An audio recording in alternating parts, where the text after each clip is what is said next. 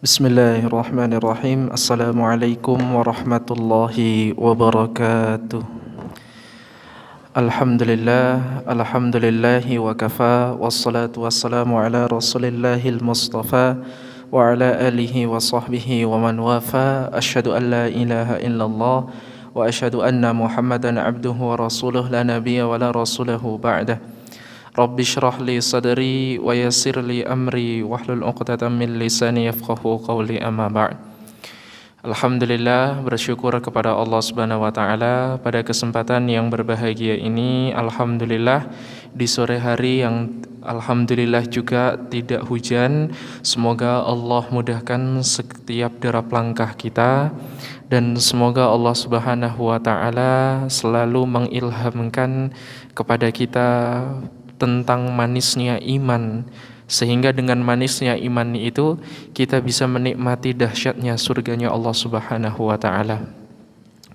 Yang kedua kalinya salawat bertangkaikan salam, marilah kita bersama-sama haturkan kepada manusia paling mulia sepanjang masa, baginda Nabi besar Muhammad sallallahu alaihi wasallam, yang tentu sama-sama kita nantikan syafaatnya di yaumul qiyamah kelak.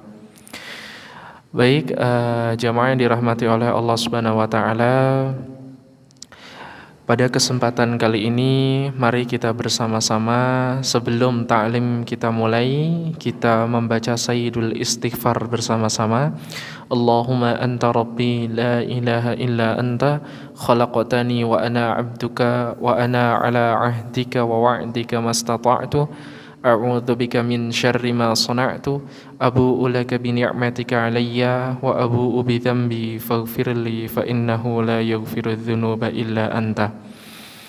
Baik, jamaah yang dirahmati oleh Allah, tak terasa sudah bulan ke-11 Hijriah, yang dimana bulan ke-11 ini Allah sebutkan dalam Al-Quran surah ke-9 At-Taubah ayat yang ke-36, dalam penciptaan langit dan bumi, yang dimana Allah menetapkan 12 bulan banyaknya, dan dari ke-12 bulan yang telah Allah tetapkan itu, ternyata Allah mengistimewakan 4 bulan diantaranya, yaitu bulan pertama yaitu Muharram, yang kedua itu adalah bulan yang ke-7, ya, bulan Rajab. Kemudian yang selanjutnya bulan yang ke-11 yaitu bulan Dzulqa'dah, dan yang terakhir adalah bulan yang terakhir atau bulan ke-12 yang biasa kita sebut dengan Dzulhijjah, atau yang biasa kita kenal sebagai hari raya Idul Adha atau bulan yang Adha. Maka dari itu jamaah yang dirahmati oleh Allah Subhanahu wa taala, kita akan sedikit tadabbur terkait di bulan haram yang berada di penghujung tahun 1446 Hijriah ini. Kita bersama-sama berintrospeksi diri, saling mengevaluasi diri, saling memperbaiki diri, dan tentunya berusaha di tahun yang akan datang, tahun depan ini, kita berusaha menjadi hamba yang lebih baik di hadapan Allah Subhanahu wa taala. Kita bermula dari Al-Quran surah ke-37, surah As-Saffat, yaitu surah yang ke-37 ayat 102, yang dimana ketika itu Rasulullah sallallahu alaihi wasallam mempertegas juga dalam hadis-hadisnya terkait tentang kurban, yang dimana dari 12 bulan yang Allah ciptakan, ternyata di bulan Dzulhijjah ini memiliki banyak sekali keutamaan-keutamaan yang ada. Termasuk daripada keutamaan di bulan Dzulhijjah itu, ternyata Nabi SAW di 10 hari pertama di bulan Dzulhijjah itu, ternyata Allah Subhanahu wa taala mensyariatkan kepada siapapun yang dia berkurban, maka memasuki 10 hari pertama ini dengan memelihara kukunya dan memelihara rambutnya. Artinya apa jamaah yang dirahmati oleh Allah? Artinya adalah memelihara rambut, memelihara kuku, itu adalah bagian dari sunnah Rasulullah ketika memasuki 10 hari pertama di bulan Dzulhijjah. Apa esensinya? Kenapa kok disuruh memelihara? Kenapa kok dianjurkan untuk tidak memotong rambut dan memotong kuku bagi yang berkurban? Karena selain adanya ibadah kurban yang ada pada bulan Dzulhijjah ini, Allah mensyariatkan puncaknya ibadah umat muslim seluruh dunia, yaitu haji, yaitu haji liman istata'a ilaihi sabila, barang siapa yang mampu untuk berhaji. Makanya Allah firmankan dalam Al-Quran surah kedua Al-Baqarah ayat 197, Al-hajju ashhurum ma'lumat. Haji itu disyariatkan atau dilaksanakan atau ditunaikan itu pada waktu-waktu yang dimaklumi. Nah, waktu yang dimaklumi yang dimaksudkan oleh Allah ini adalah di bulan Dzulhijjah. Ketika syariat ini datang kepada Nabi Ibrahim alaihissalam, kemudian dilanjutkan oleh Rasul-Rasul setelahnya, kemudian syariat ini sampai kepada Nabi besar kita Nabi Muhammad sallallahu alaihi wasallam, turunlah ayat ini tadi 197 Al-Baqarah. Al-hajju ashhurum ma'lumat, faman farada fihinna al-hajja fala rafatha wala fusuqa wala jidala fil hajj. وَمَا تَفْعَلُوا مِنْ خَيْرٍ يَعْلَمُهُ اللَّهُ وَتَزَوَّدُوا فَإِنَّ خَيْرَ الزَّادِ التَّقْوَى. Ternyata haji yang Allah syariatkan kepada umatnya itu adalah bentuk untuk meningkatkan takwa kepada Allah. Karena setiap rangkaian ibadah atau ritual ibadah itu adalah tak lain tak bukan hanya untuk meningkatkan kualitas takwa kita di hadapan Allah. Haji meningkatkan takwa. Puasa masih di surah yang sama, cuma ayat yang berbeda 183. Ujungnya la'allakum tattaqun. Berinfak, melakukan sholat, itu juga sama jamaah dirahmati oleh Allah. Itu adalah salah satu rangkaian ibadah untuk meningkatkan takwa kita kepada Allah. Dzalikal kitabu la raiba fi hudal lil muttaqin. Siapa orang yang bertakwa? Alladzina yu'minuna bil ghaib wa yuqimunas shalah. Yaitu adalah orang yang beriman kepada yang gaib, melakukan salat, wa mimma razaqnahum yunfiqun, dan dia menunaikan sebagian hartanya itu untuk menginfakkan di jalan Allah.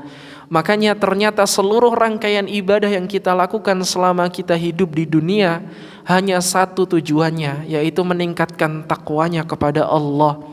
Makanya jamaah dirahmati oleh Allah, di bulan ke-12 atau Dzulhijjah ini adalah bulan yang dimana seharusnya kita bisa berintrospeksi diri.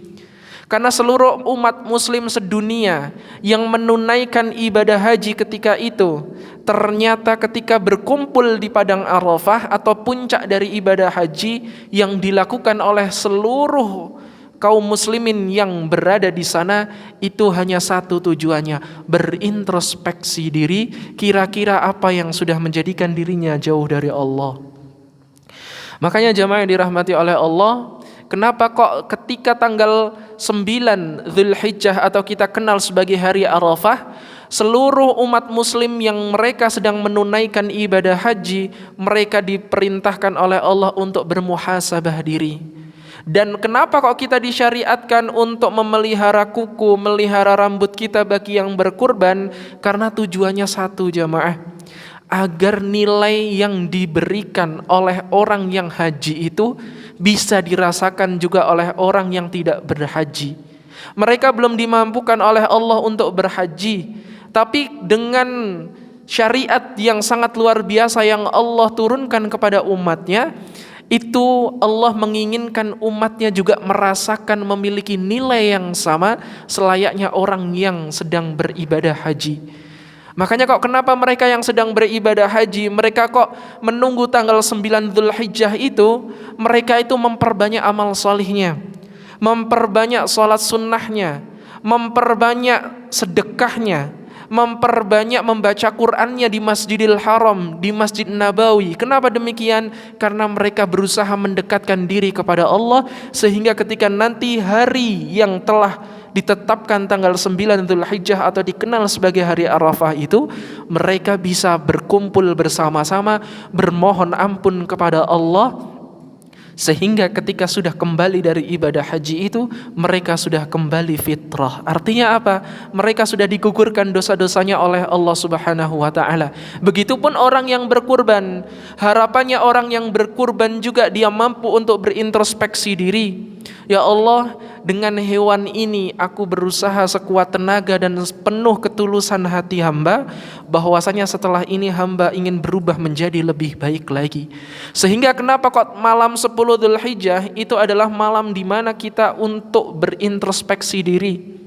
Walitukabbirullaha ala ma hadakum wa la'allakum tashkurun. Memperbanyak bertakbir kepada Allah, memperbanyak mengagungkan asma Allah dengan dalam rangka tujuannya apa? Tujuannya itu untuk benar-benar kembali menghadap Allah dengan hati yang lapang. Hati yang lapang itu yang bagaimana? Ternyata hati yang lapang itu adalah hati yang selamat. Hati yang selamat itu yang bagaimana?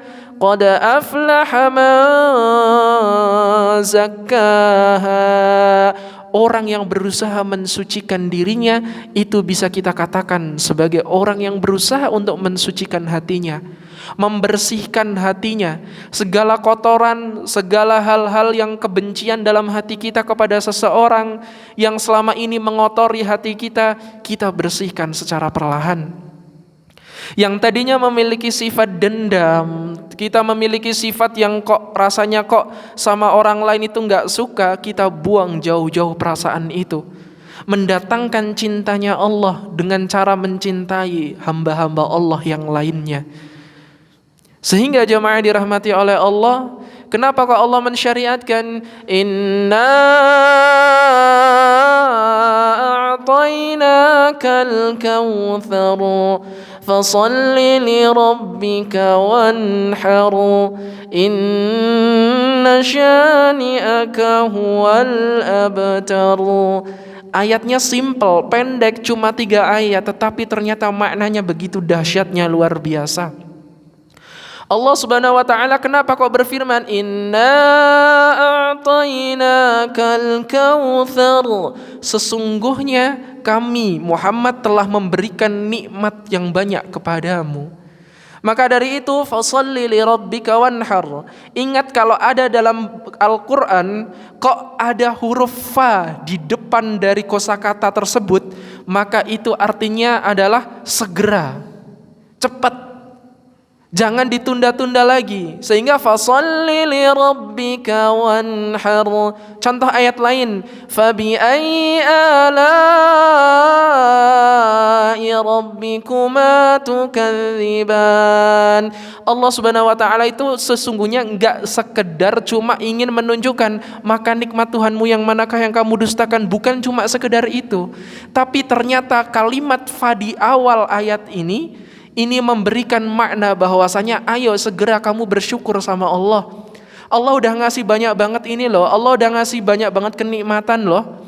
Tetapi kenapa kok setiap kenikmatan yang Allah berikan justru seringkali kita sepelekan. Makanya kok Allah perintahkan fasalli li rabbika wanhar.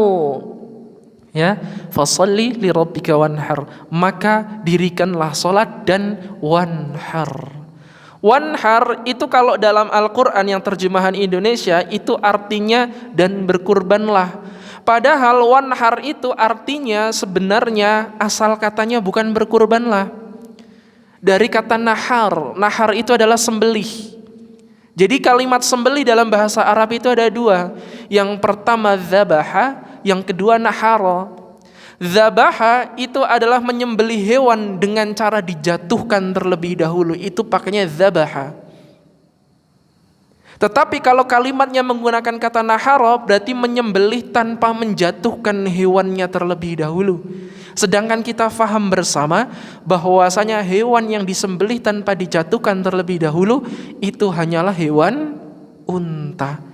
Tetapi bukan berarti Allah memerintahkan dalam ayat 2 ini adalah maka sholatlah dan sembelihlah unta. Bukan.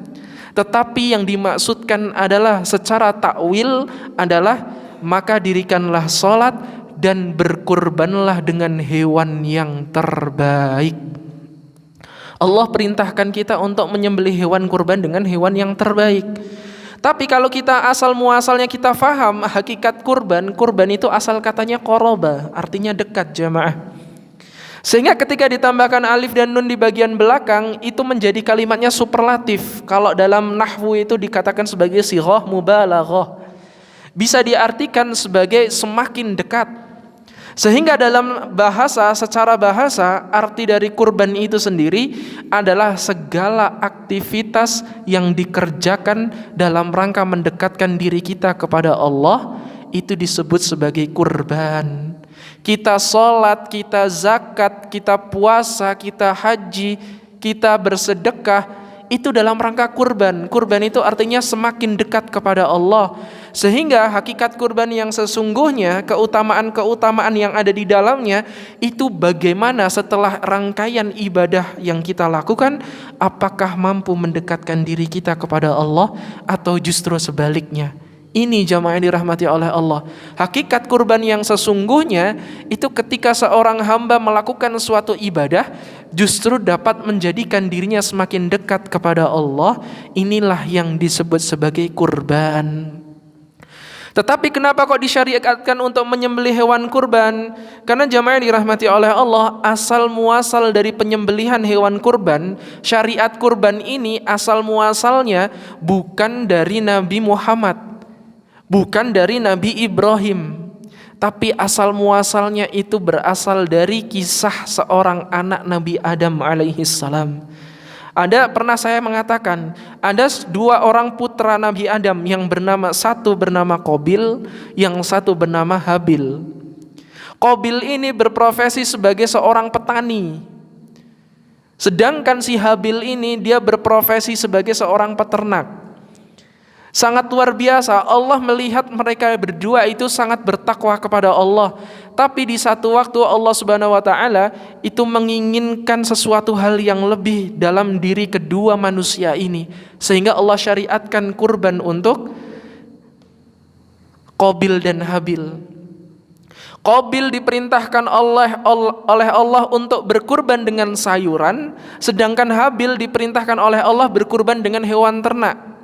Qabil memiliki makna bahwasanya, Allah itu kan gak makan ya, Allah itu gak minum ya, Allah itu gak akan mau memakan sayur-sayuran aku. Sehingga yang dikeluarkan itu adalah sayur-sayuran yang busuk jamaah.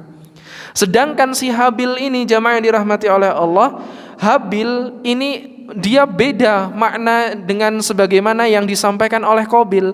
Kalau Qabil mengatakan Allah memang tidak makan, Allah tidak menikmati atau mengonsumsi, oleh karena itu aku akan memberikan yang busuk-busuknya aja. Sedangkan Habil, Allah memang tidak makan, Allah memang tidak mengonsumsi daging hewan ternak ini. Tapi sungguh pasti Allah akan melihat seberapa sungguh seorang hamba dalam berkurban kepada Allah. Sehingga keduanya berkurban dengan kemampuannya masing-masing. Yang satu dengan sayuran yang busuk, yang satu dengan hewan ternak yang terbaik. Maka dari itu syariat ini pun diturunkan oleh Allah dan diceritakan kisah ini dalam Al-Quran surah ke-5 Al-Ma'idah ayat yang ke-27. إِذْ قَرَّبَا قُرْبَانًا فَتُقُبِّلَ مِنْ أَحَدِهِمَا وَلَمْ يُتَقَبَّلْ مِنَ الْآخَرِ. Dulu dua orang ini dia diperintahkan oleh Allah untuk berkurban. Mereka diperintahkan berkurban dengan kemampuannya masing-masing. Yang satu berkurban dengan sayur, yang satu berkurban dengan hewan ternak. Apa kata Allah?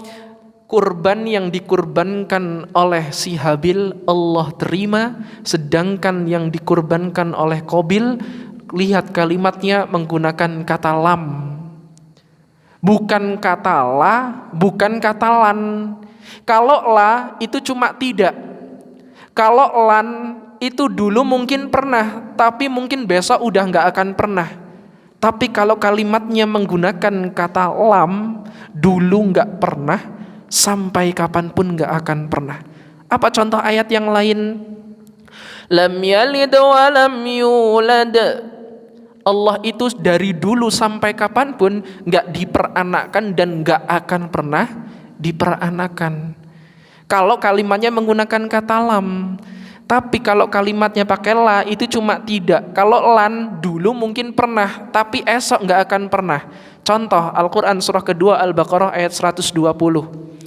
وَلَن تَرْضَىٰ عَنكَ الْيَهُودُ وَلَا النَّصَارَىٰ حَتَّىٰ تَتَّبِعَ مِلَّتَهُمْ. وَلَن تَرْضَىٰ. Pertama yang Allah sebutkan lan, lam dan nun, lan, menyebutkan orang Yahudi. Kenapa demikian? Karena jamaah yang dirahmati oleh Allah, walan tardha ankal yahud.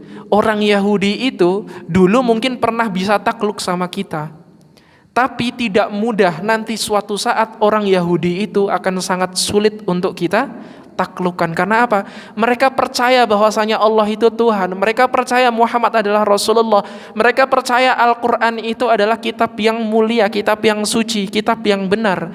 Tetapi mereka tuh gengsi, gak mau untuk ikut ke Islam. Makanya kenapa mohon maaf yang jamaah dirahmati oleh Allah, saudara-saudari kita yang ada di sana, yang mungkin ada di Syam sana jamaah, mereka itu orang-orang Yahudi, mohon maaf ya, orang Yahudi ini mereka sangat sulit menepati janji-janji. Kemarin perintahnya apa? Kemarin kesepakatan untuk gencatan, tapi alhasil apa jamaah? Ternyata mereka sendiri yang mengingkari. Makanya Allah sudah jauh-jauh waktu menjelaskan kalimatnya menggunakan kata lan, walan tardo. Tidak mudah menjalin hubungan dengan orang-orang Yahudi, itu tidak mudah. Tetapi ketika disebutkan Nasara atau Nasrani, itu kalimatnya pakai la, bukan lan. Wala an Nasara. Sehingga walan Nasara seolah-olah apa? Kalian kalau berhubungan dengan orang Yahudi itu tidak mudah. Tapi kalau kalian berhubungan dengan orang Nasrani, itu nggak sesulit berhubungan dengan orang Yahudi. Kenapa demikian? Coba, banyak sekali orang Nasrani yang masuk ke dalam Islam, tapi tak banyak orang Yahudi yang dia mau masuk ke dalam Islam. Dan ini sangat luar biasa. Kenapa Allah menggunakan kata lan dan la dalam Al-Quran surah Al-Baqarah ayat 120 ini? Karena memiliki pesan yang sangat luar biasa. Walan tardha ankal yahud. Kita tarik ini ke ayat yang ke-27 surah Al-Maidah. Idz qarraba qurbana fatuqabbila min ahadihima wa lam yutaqabbal minal akhar. Jadi kita paham jamaah, ternyata kurbannya Qabil dari dulu sampai kapanpun gak akan pernah diterima. Karena apa? Dia seenaknya sendiri berkurban. Seolah-olah Allah ingin mengatakan nih, kalian nih yang nanti suatu saat nanti kalian ingin berkurban, padahal kalian mampu berkurban dengan hewan yang terbaik, tetapi malah carinya hewan yang cacat. Tapi carinya malah hewan yang justru malah tidak layak untuk disembelih atau dikurbankan. Nah kata Allah, lam yutaqabbal minal akhar. Sampai kapanpun gak akan pernah Allah terima kurban-kurban yang begini. Kurban yang terbaik itu yang bagaimana? Bukan yang 1,1 ton, bukan yang kambing 15 juta, bukan. Bukan yang ketika hewan kurban yang udah gagah sekali kemudian dipamerkan, bukan. Tapi hewan kurban yang terbaik itu adalah hewan yang menurut kita itu adalah kemampuan kita secara maksimal, dan dengan hewan yang kita kurbankan itu dapat mendekatkan diri kita kepada Allah. Inilah hewan yang terbaik untuk berkurban di jalan Allah Subhanahu wa taala. Makanya jamaah yang dirahmati oleh Allah Subhanahu wa taala, Allah berfirman dalam Al-Qur'an surah Al-Hajj ayat yang ke-37, la yanalallaha luhumuha wala dima'uha walakin yanaluhut taqwa minkum. Ternyata kata Allah, dagingnya enggak akan pernah sampai kepada Allah. Darahnya memang tidak akan pernah sampai kepada Allah, tapi ingat, yang sampai kepada Allah adalah seberapa ketakwaan seorang hamba itu dalam rangka berkurban kepada Allah. Itulah jamaah yang dirahmati oleh Allah. Semoga hakikat kurban ini benar-benar melekat dalam diri kita. Dengan melekatnya hakikat kurban ini, sehingga ketika kita ingin berkurban kita lebih faham. Kira-kira kurban harus seperti ini. Ternyata kurban itu nggak melulu tentang harus yang 1,1 ton atau harus yang 50 kilo misal kambingnya. Enggak, tetapi bagaimana dengan hewan kurban yang kita bisa secara maksimal itu mampu mendekatkan diri kita kepada Allah Subhanahu wa taala. Disitulah hakikat kurban yang sesungguhnya. Apalagi kita lekatkan dengan bulan Dzulhijjah, sarana untuk mengintrospeksi diri.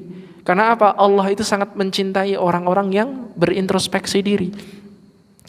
Ya ayyuhalladzina amanu taqullaha wal tanzur nafsum ma qaddamat lighad. Wahai orang-orang yang masih menyatakan dirinya beriman kepada Allah, kita faham jamaah, bertakwalah kalian kepada Allah dan berintrospeksi dirilah. Ghad itu adalah, kalau ulama tafsir mengatakan ghad itu adalah besok hari kiamat. Jadi kalau kita ingin berintrospeksi diri, kok introspeksi diri kita ingin lebih baik lagi dan ingin meresap dalam jiwa kita, ternyata Allah itu sudah memberikan rumusnya, yaitu ingatlah seolah-olah besok itu adalah hari kiamat. Karena kalau kita paham misal nih, sekarang hari Sabtu, besok hari Ahad, kiamat akan datang. Akan besar kemungkinan orang yang ada di hari Sabtu ini pasti banyak yang akan bertaubat kepada Allah. Banyak yang akan berintrospeksi diri. Dan makanya kenapa kok Allah memerintahkan kita untuk berintrospeksi diri, seolah-olah besok itu adalah hari kiamat. Sehingga dengan demikian kita akan lebih bisa lagi meresapi terkait berintrospeksi diri. Sehingga kenapa Dzulhijjah itu kok seringkali dikaitkan dengan ibadah haji, seringkali dikaitkan ibadah kurban, ibadah puasa di hari Arafah, karena tujuannya satu, untuk meningkatkan takwanya kepada Allah. Ritualnya berbeda. Yang satu berhaji, yang satu berkurban menyembelih, yang satu berpuasa. 3 ritual yang berbeda tetapi memiliki esensi yang sama jamaah. Tujuannya apa jamaah yang dirahmati oleh Allah? Satu, cuma untuk meningkatkan takwa di hadapan Allah Subhanahu wa taala. Kita lihat coba, orang yang sedang beribadah haji, mereka yang melempar jumrah, lihat kalimatnya. Ketika ingin melemparkan dengan batu itu, mereka mengatakan Bismillahi Allahu Akbar. Begitupun sama yang disampaikan ketika seseorang ingin menyembelih hewan kurban, sama kalimat yang dilafazkan, Bismillahi Allahu Akbar. Yang di sana Bismillahi Allahu Akbar, yang di sini pun sama, Bismillahi Allahu Akbar. Sehingga jemaah yang dirahmati oleh Allah, coba kita bersama-sama hakikat kurban yang sesungguhnya. Kenapa kok keutamaan kurban, keutamaan di Dzulhijjah ini, 10 hari pertama Dzulhijjah kita harus benar-benar bisa maksimal. Kenapa demikian? Karena disitulah poin ketika seorang hamba mampu tersipuh di hadapan Allah, dia mampu berintrospeksi diri, mendekatkan diri kembali kepada Allah. Mungkin dulu dia pernah dosa. Dosa yang dilakukan itu bukan dosa yang main-main, dosanya besar. Dosa A misalnya. Tetapi ternyata setelah bertaubat dia melakukan itu lagi. Dia bertaubat lagi, melakukan itu lagi, bertaubat lagi, melakukan itu lagi, bertaubat lagi. Ternyata apa jamaah yang dirahmati oleh Allah, justru orang-orang yang seperti inilah yang Allah cintai. Dibanding orang yang selalu merasa benar dan gak pernah salah.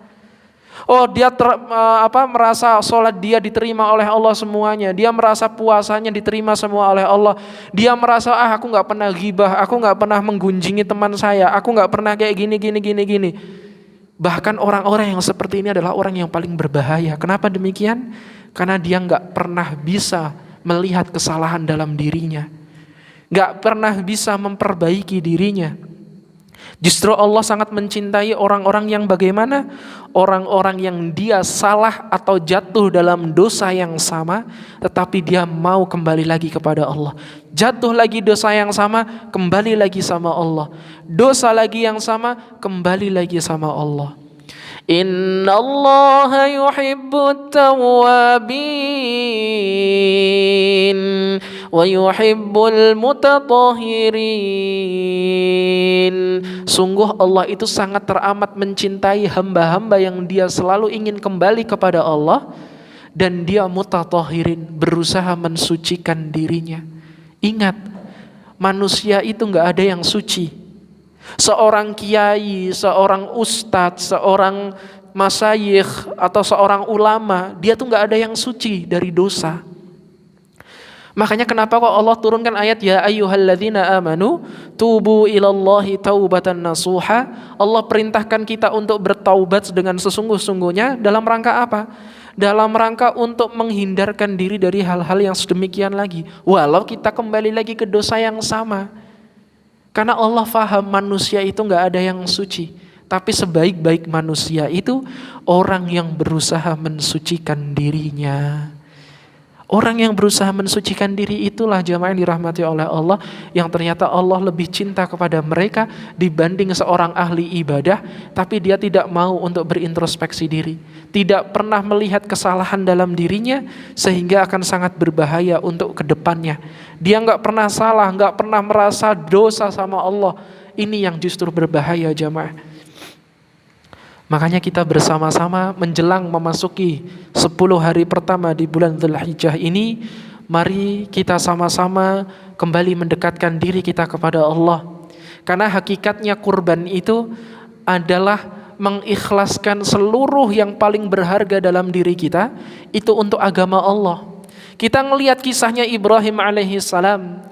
Ketika Ibrahim alaihissalam lama sekali tidak mendapatkan keturunan, kemudian dia berdoa kepada Allah sehingga dengan sekian lamanya tidak mendapatkan anak. Pada kesempatan kali itu Ibrahim alaihissalam dikaruniai seorang anak yang bernama Ismail alaihissalam. Tapi ketika sudah senang, bahagia, Allah malah memerintahkan untuk mengorbankan Ismail itu melalui mimpi yang sangat familiar dan sangat populer. Dan kisah ini dikisahkan dalam Al-Quran surah As-Saffat ayat ke-102. Falamma balagha ma'ahu as-sa'ya qala ya bunayya inni ara fil manami anni adhbahuka fanzur madza tara. Falamma balagha ma'ahu as-sa'ya, maka ketika kami datangkan mimpi itu kepada Ibrahim di malam hari untuk menyembelih putranya Ismail alaihissalam yang sangat dicintainya, kalimatnya menggunakan kata bunai, anak yang paling disayangi oleh Ibrahim. Kemudian Ibrahim bertanya kepada Ismail, menurutmu bagaimana wahai anakku? Tadi malam itu aku diberikan wahyu oleh Allah suruh menyembelihmu. Apa pendapatmu? Apa kata Ismail? Qala ya abati fa'al ma tu'maru. Wahai ayahku sayang, kalau memang itu perintah dari Allah, lakukan sekarang juga dan jangan pernah ditunda.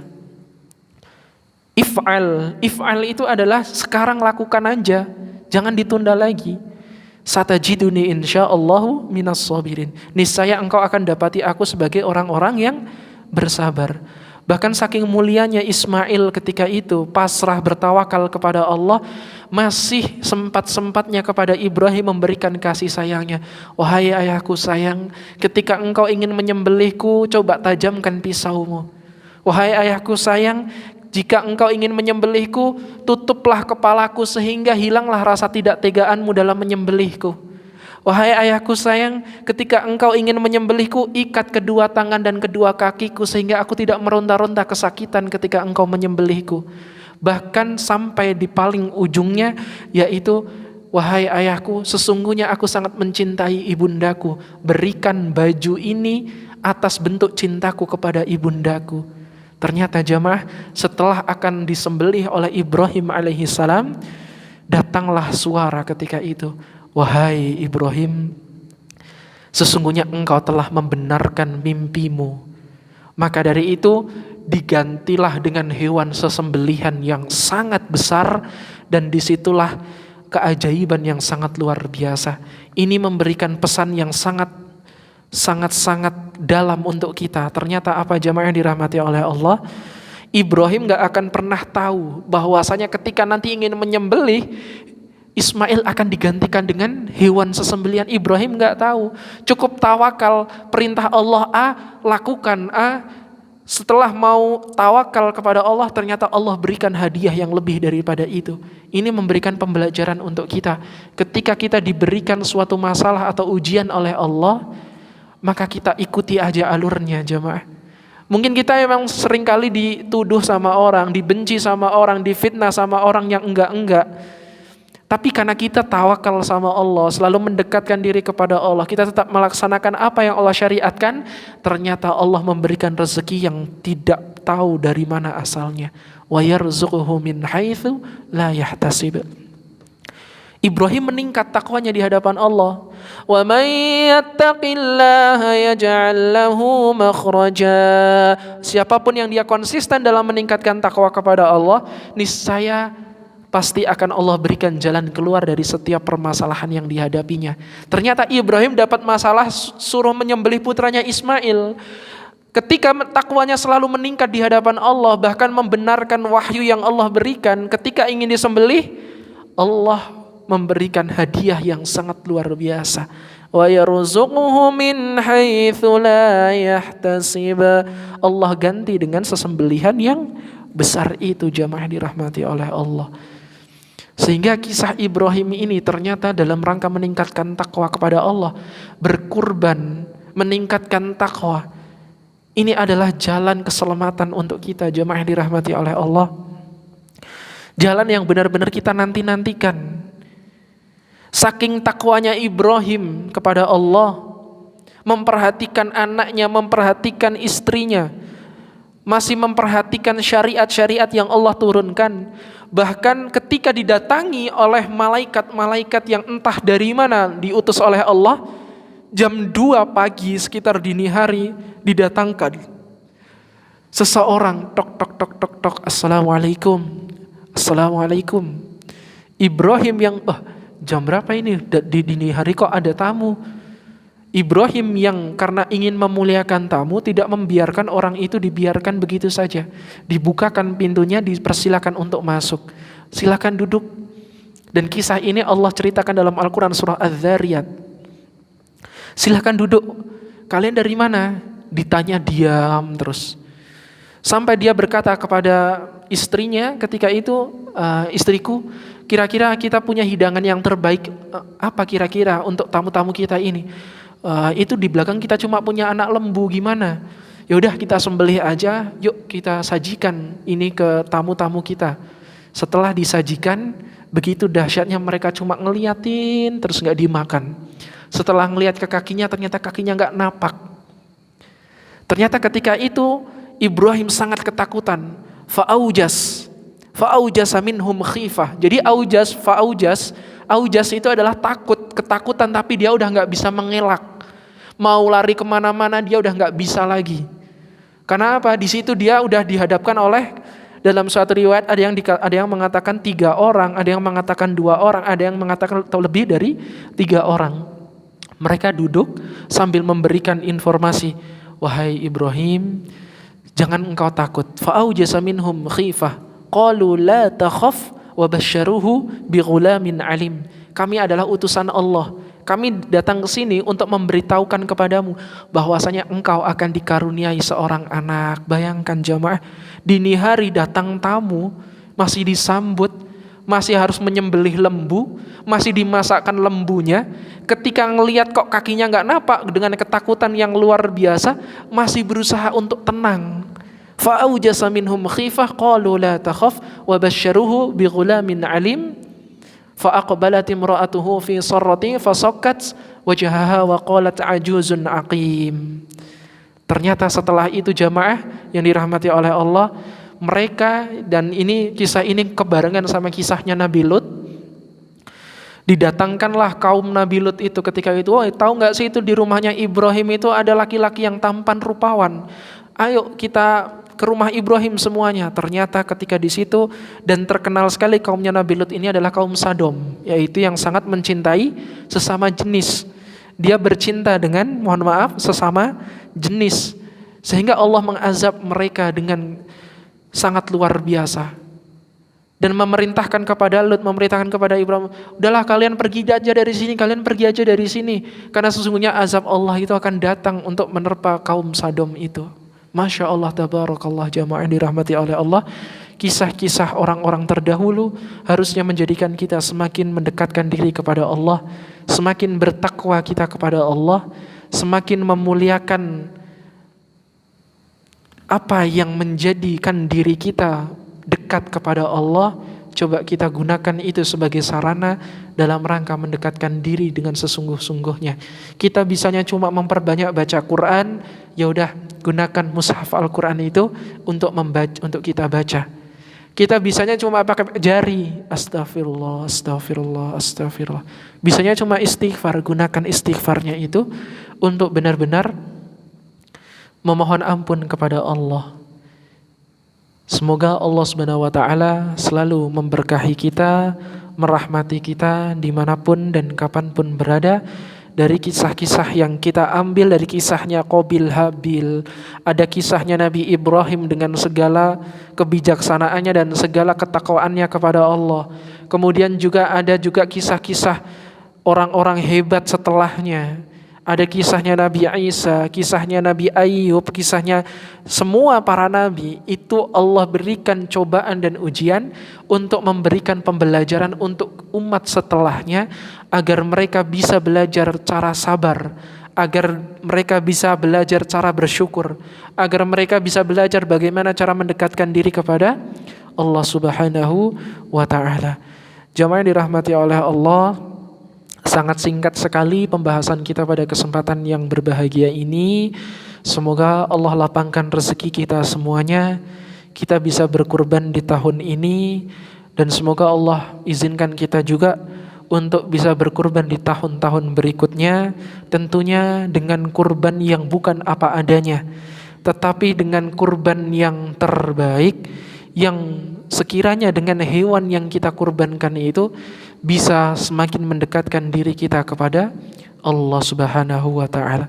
Di era akhir zaman ini apalagi jamaah, zamannya orang-orang itu banyak sekali yang termakan dengan hasutan, termakan dengan omongan orang lain, termakan sekali dengan banyaknya bisikan-bisikan atau ghibahan-ghibahan yang belum tentu kejelasan itu.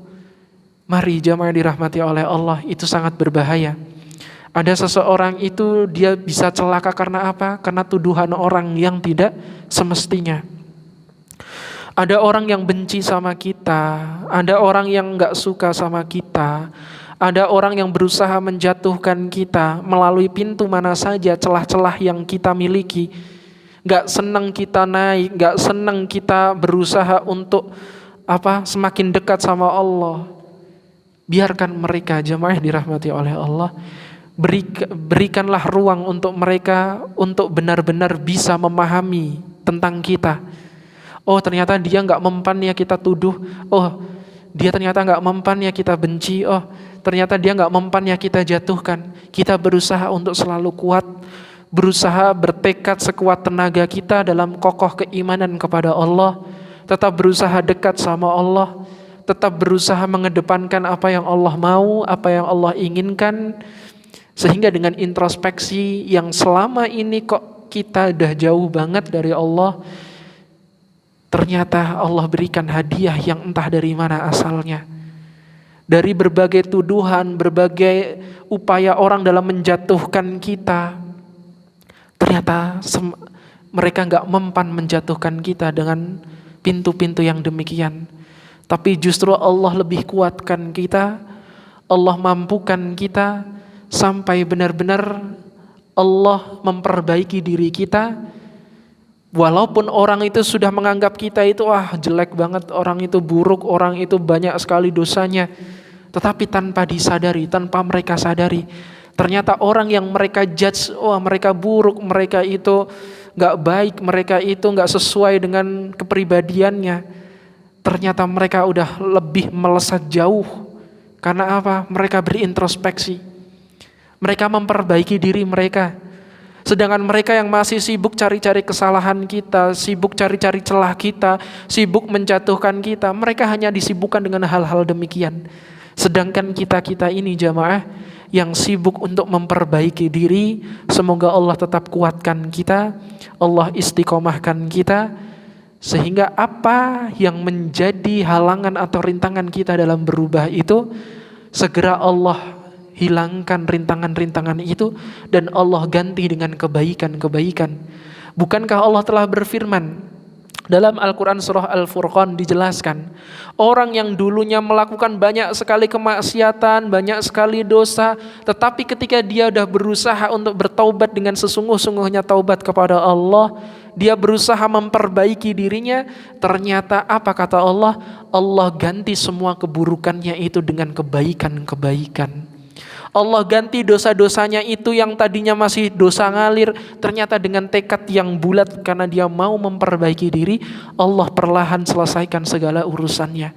Allah perbaiki masa depannya.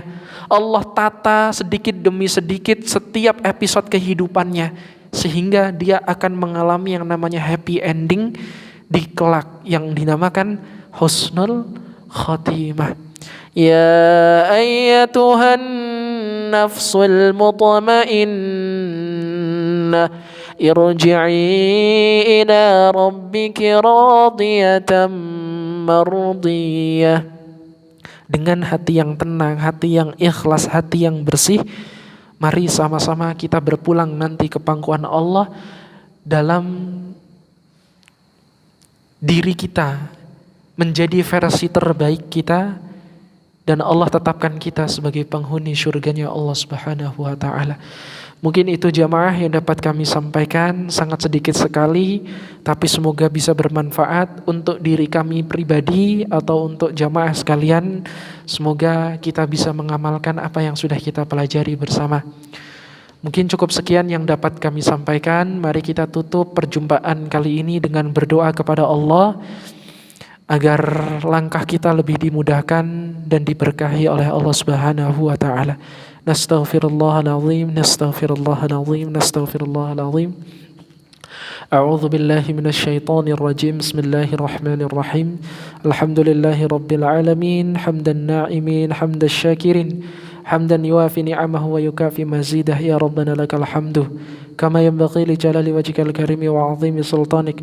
Allahumma salli ala Muhammad wa ala ali Muhammad. Allahumma ighfir lana wa liwalidina warhamhum kama rabbana shighara. Allahumma inni a'udzubika min ilmin la yanfa' wa min qalbin la yakhsha' wa min nafsin la tashba' wa min da'watin la yustajabu laha.